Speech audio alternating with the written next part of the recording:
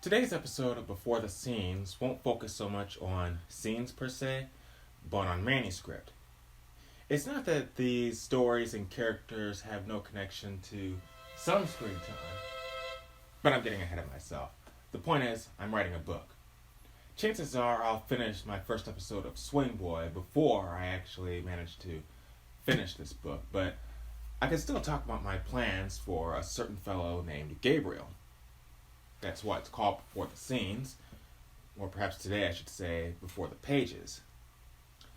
As with most of the projects that I'm working on, including the videos you're watching now, this book is a work in progress. I don't even have a title yet. But before I get into all of that, there's a bit of news to convey.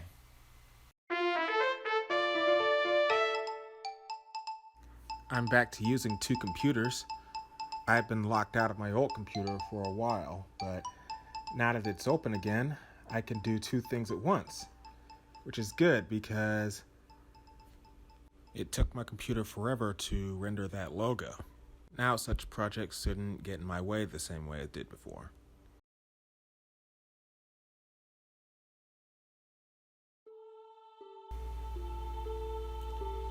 Did you know that music can be used against spiritual forces? That the words you speak hold the power of life and death?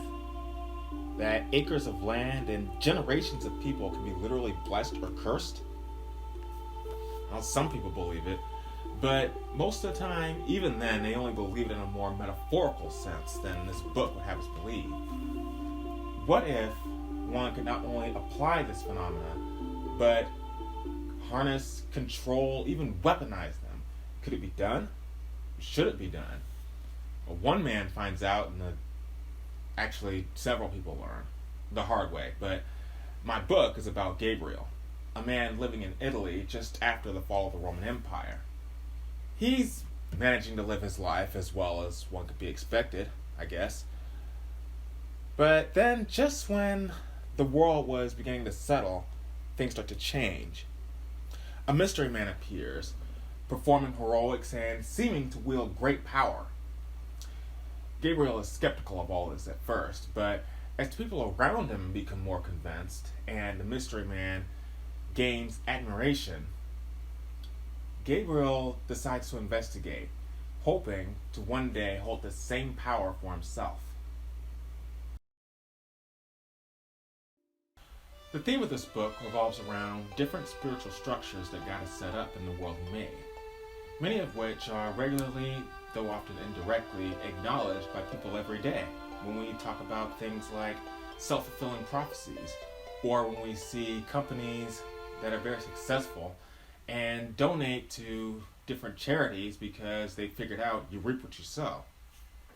When you think about it, it makes sense that all this works this way.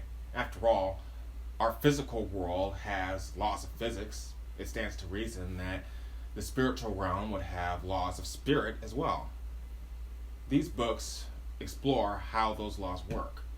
What Gabriel and others learns is that while these laws can be used very effectively to accomplish great things, he who exalts himself will be humbled. God is the one in charge, the one with the power, and trying to work outside His will won't work. Now that I say all that out loud, the theme sounds kind of heavy, but I'm glad I chose it. Most of my stories, except maybe Swing Boy, involve some sort of theme. It helps to focus the story and give it depth. Besides that, I tend to operate better when I have a specific reason for doing something. Even if it's something as simple as choosing to write a book versus filming a movie. See, I don't plan to make a whole bunch of books, but this one I'm writing specifically to contrast the different shows and movies that I'm making. There's a certain intangibility to words on paper versus an image on a screen. But that's just one reason. I'll explain further another day. I have to be careful what kind of things I tell you now if I'm going to avoid spoilers.